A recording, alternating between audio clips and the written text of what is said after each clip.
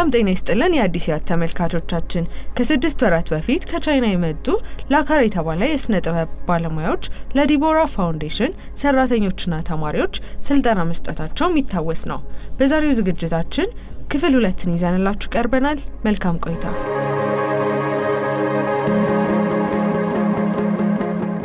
上一次呢，我们已经教会了老师关于大气记忆的基本理论，然后让老师深刻知道了。 ድጋሚ አዲስ አበባ በመምጣቴ በጣም ደስተኛ ነኝ። ልጆቹን 80 ሊከር አርት የተባለ የስነ ጥበብ ስራ አሰልጥነናል። በዚህ መሰረታዊ የሆነ ስልጠና አግኝተዋል። በዚህ ሁለተኛው ዙር ደግሞ ችሎታቸውን ወደ አንድ ደረጃ ከፍ የሚያደርጉበትን ስልጠና እየሰጠናቸው እንገኛለን። እንዲሁም ለማርች ወር የሚከበረው ማርች ዊዝ ዲቦራ የሚሆኑ ዝግጅቶችን እያዘጋጀን እንገኛለን። ሊከር አርትን ለማስተማር ከዲቦራ ፋውንዴሽን ጋር ስምምነት አለን። እኛ ጋር የሚገኙ 10 የሚሆኑ የሊከር አርት አሰልጣኞች አሉን። in the past months. ከዚህ ቀደም ክረምት ላይ የስልጠና ወስደን ነበረ። ይህን ስልጠና በሚወስድበት ጊዜ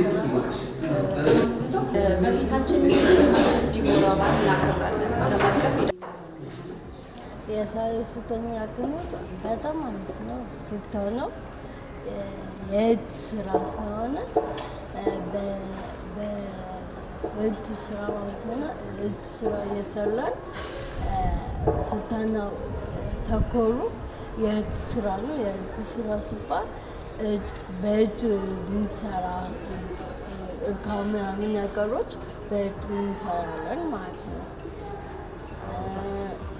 አሁን ለምሳሌ ብዙን በስኒ ነው ስኒ ክርስ እየሰራን በስኒ ክርስ እየሰራን ክርስ እየሰራ እየገባን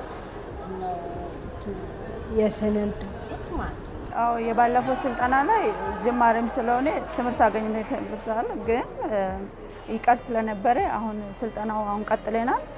ያውኑ ደግሞ ሞር በጣም እየተማርንበት ነው። በጣም ደስ ይላል። ቻይናዎቹ ያመጡት የሀገራቸውን ካልቸር ነው ያመጡት። ኢትዮጵያ ውስጥ ብዙም አልተለመደም፣ ግን አሁን እኛ ተምሬን ፕሮዳክቱን ብናገኝ ለኢትዮጵያ በጣም አስፈላጊ ነገር ነው። ሞር ደግሞ ለልጆቻችን እኛ ተምሬ ልጆቻችን ብናስተምራቸው ገቢ ያገኙበታል፣ ራሳቸውን ያስተዳደሩበታል። ከዛ ደግሞ የተማሩ ማለት ያስረዱን የነበረው ጠቅላላ በደብተራችን ላይ ጽፎ ማስተላለፍ የሚፈልገው መልዕክት ነው። በሀገራችን ላይ እነዚህ መስኖችን ሻይ አንዳንድ እንደዚህ ምንም ውስጥ የሚጠቀማቸው ካፕሶች የሚያመርቱ ድርጅቶች እነዚህ ፕሮዳክቶች ተጠቅመው እንዲያወጡ እናካለን። ደግሞ ልጆቻችንን እነዚህ ቀጥራዎችን እያሰለጠን ነው። ልጆቻችንን እንዲቀጥሯቸው በዚህ ውስጥ እንዲያካትቱ እናካለን።